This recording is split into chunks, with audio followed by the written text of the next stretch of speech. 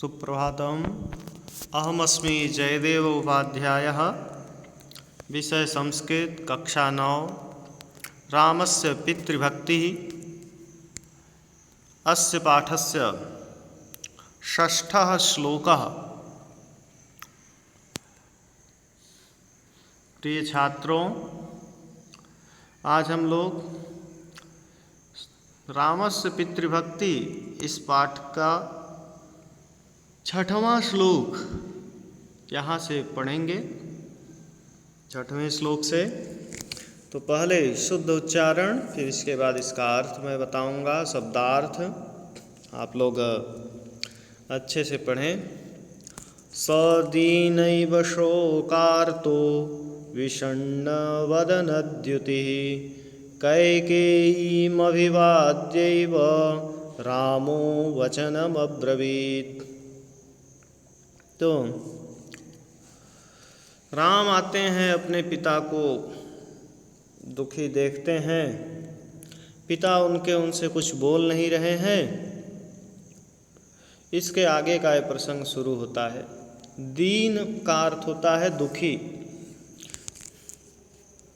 सदीन इव, दीन अर्थात दुखी। शोकार्तः, शोक से दुखी, शोक से व्याकुल, शोकार्तः का अर्थ है। विषण्ण वदनद्युतिः, विषण्ण का अर्थ है मलिन, वदन यानी मुख, द्युति यानी कांति। तो मलिन मुख कांति वाले। कैकेयीम अभिवाद्यैव, कैकेयीम अभिवाद्य एव, वृद्धि संधि है, अभिवाद्य धन एव। अभिवाद्य का अर्थ है प्रणाम करके। अभिवाद्यैवम यहाँ पर होना चाहिए अभिवाद्य एवं, एवं यानी इस प्रकार। रामो यानी राम ने वचनम अब्रवीत, वचन अब्रवीत यानी कहा, कहे या बोले। अब्रवीत ये ब्रू धातु है जिसका अर्थ कहना या बोलना है। अब्रवीत, अब्रूताम, अब्रुवन ऐसे रूप चलता है। तो लंग लकार है, भूतकाल का रूप है ये। तो अब देखें इसका अन्वय।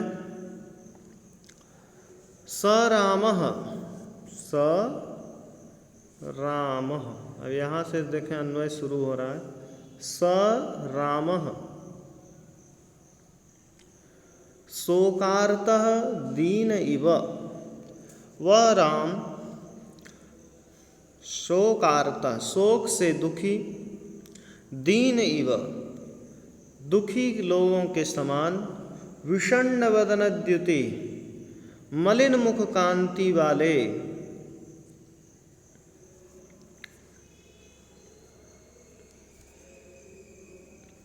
विषण्ण वदनद्युति दीन इव, तो विषण्ण वदनद्युति को पहले कर लेंगे। तो स रामः शोकार्तः विषण्ण वदनद्युति दीन इव, तो वे राम, स रामः, सह शोकार्तः राम, इस तरह से भी कर सकते हैं। तो वे शोक से दुखी, शोक से व्याकुल राम,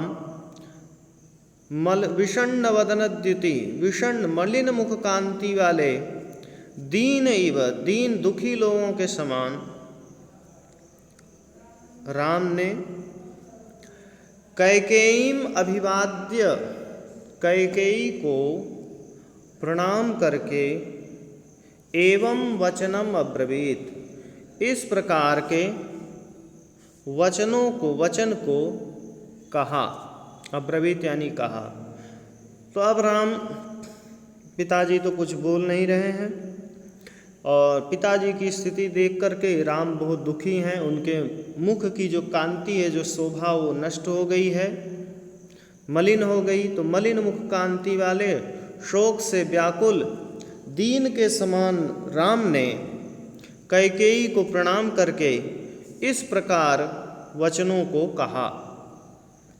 क्या कहते हैं अगले श्लोक में देखें।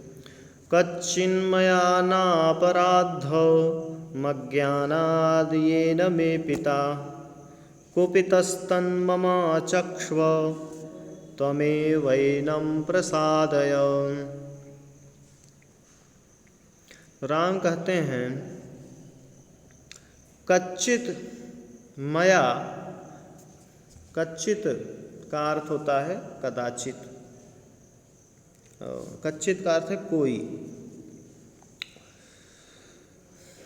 मया यानी मेरे द्वारा, नापराधम दीर्घ संधि है, न अपराधम, अज्ञानात् यानी अज्ञान से, ये न मे पिता कुपितः जिससे मैं यानी मेरे पिता, कुपिता यानी कुपित हैं, तत् मम आचक्ष्व,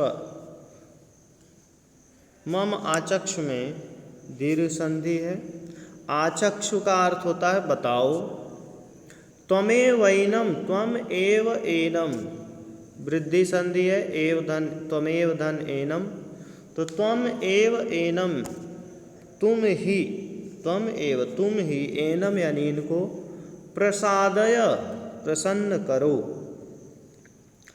तो मध्यम पुरुष एक वचन का रूप है, त्वम एव एनम प्रसादय, तुम ही इनको प्रसन्न करो। तो राम कहते हैं, अब पूरा अन्वय देखते हैं,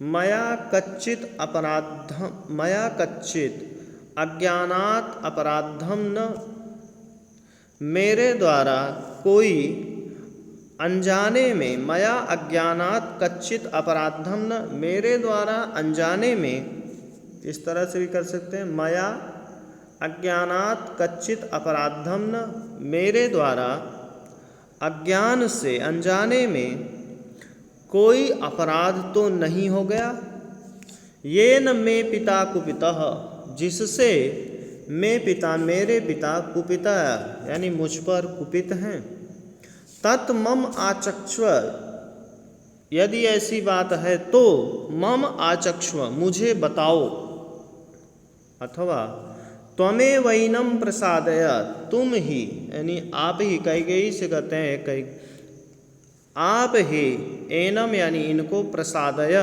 यानी प्रसन्न करिए, यदि ये मुझ पर कुपित हैं तो ममा चक्षु मुझसे बताइए, अथवा आप ही इनको प्रसन्न करिए। तो ये अर्थ हुआ। अब पिता की स्थिति देख करके राम को लगता है कि मुझसे कोई अपराध हो गया होगा जिससे मेरे पिता मुझ पर कुपित हैं, मुझसे बोल नहीं रहे हैं और दुखी हैं। तो यदि ऐसी बात है तो अपनी माता से पूछते हैं, कैकेयी वहाँ रहती हैं, उनसे कहते हैं कि यदि कुपित हैं तो किस कारण कुपित है वो मुझे बताइए, या आप ही इनको प्रसन्न करिए, जिस आप इन्हें समझाइए ताकि ये प्रसन्न हो जाएं। इस तरह से राम कहते हैं। अगला श्लोक देखें, अतोषयन् महाराज मकुर्वन् वा पितुर्वचः मुहूर्तमपि नेच्छेयं जीवितुं कुपिते नृपे। अर्थ देखें, अतोषयन् असंतुष्ट करते हुए, महाराजम यानी महाराज को, अकुर्वन यानी न करते हुए, पितुर्वचः पिता के वचनों का पालन, मुहूर्तम अपि मुहूर्त, अपि मुहूर्त मात्र भी,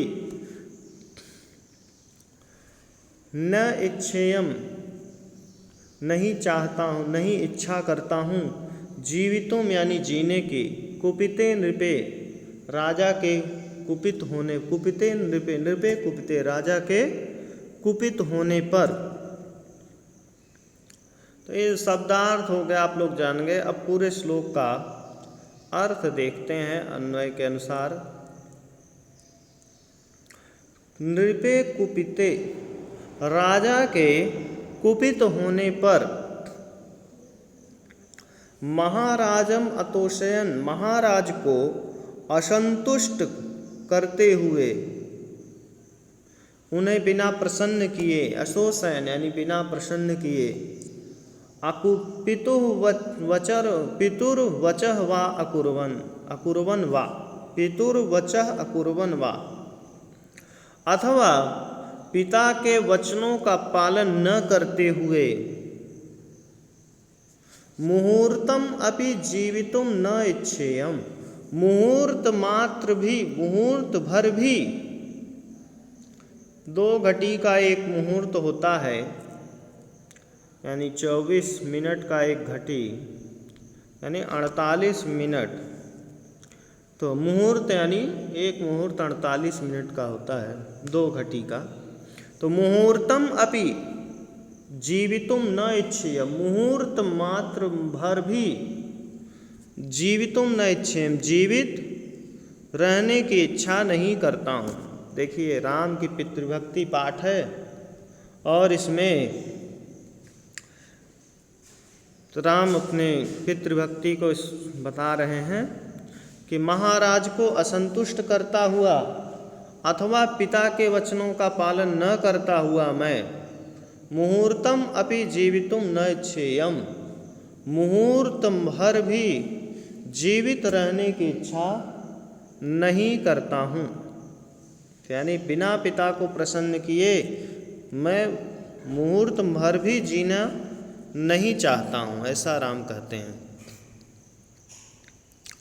चले अगला श्लोक देखते हैं। यतो मूलं नरः पश्येत् प्रादुर्भावमिहात्मनः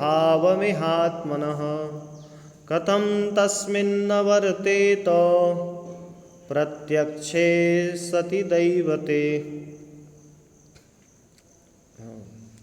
देखें, यतो मूलम, जिस मूल से,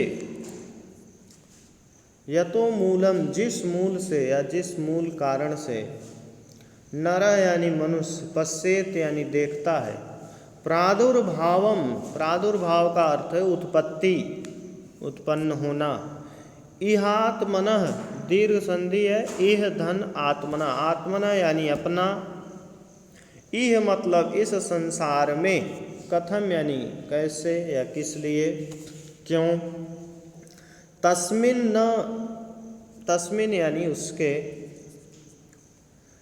यहाँ पर ये सब विशेषण है, तस्मिन प्रत्यक्षे सति दैवते सति,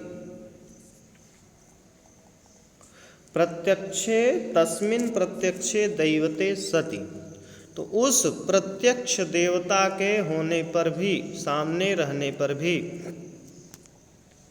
दैवत यानी देवता, सत यानी होने पर, प्रत्यक्ष यानी प्रत्यक्ष, वर्तेत, वर्तेत का अर्थ है पालन करे, वृत्तु वर्तने धातु है जिसका अर्थ है करना, तो वर्तेत करे। तो कराम कह रहे हैं इस श्लोक में, नरह इह मनुष्य, इह यानी इस संसार में, अन्वय के अनुसार देखते हैं अर्थ इसका, नरह मनुष्य, इह इस संसार में, आत्मनः प्रादुर्भावम अपना प्रादुर्भाव यानी अपनी उत्पत्ति, अपना जन्म, यतो मूलम पश्येत जिस मूल कारण से यानी जिससे उत्पत्ति होती है, वह उस उत्पत्ति का मूल, मनुष्य के उत्पत्ति का मूल कारण माता पिता हैं। तो पिता से यहाँ पे तात्पर्य है राम का। तो मनुष्य यतो मूलम जिस मूल कारण से जन्म लेता है, पश्येत यानी देखता है, यानी अपने जन्म को जिस कारण से देखता है, पाता है, तस्मिन् प्रत्यक्षे दैवते सति उस प्रत्यक्ष देवता के होने पर भी कथम न वर्तेत उसके अनुकूल आचरण, कथम न वर्तेत क्यों न करे।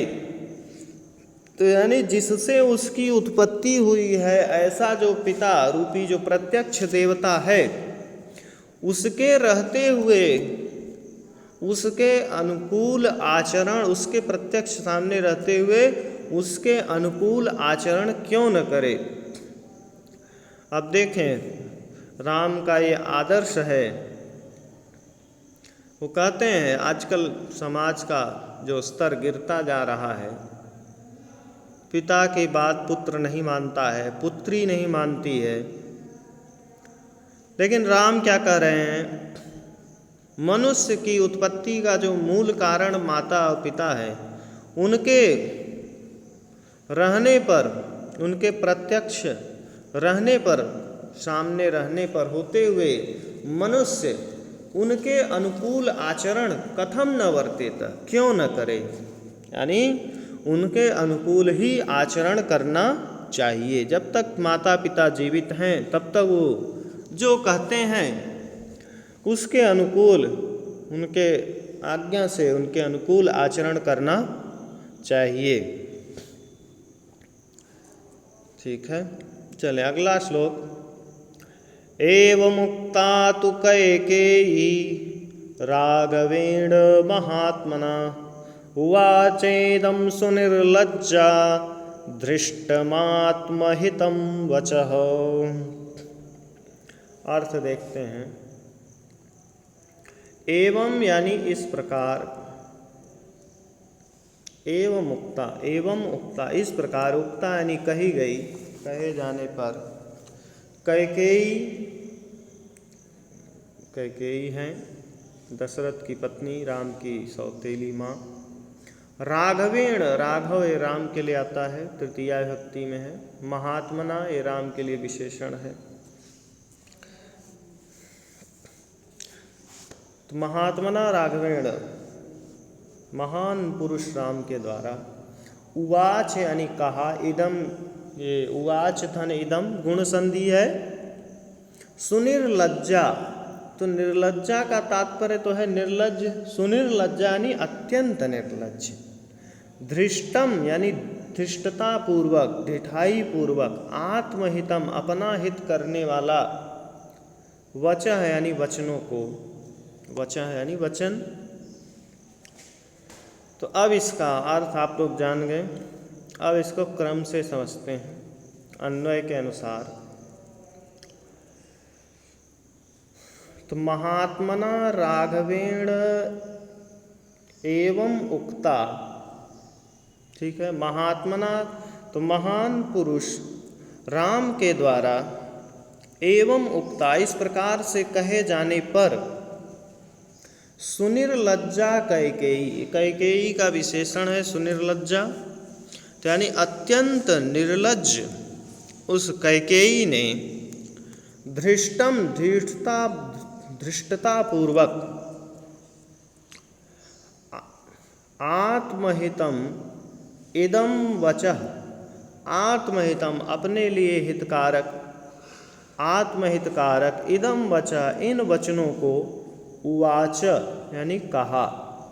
तो राम ने अपनी बात रखी कि पिता के रहते हुए उनके वचनों का पालन क्यों न करे।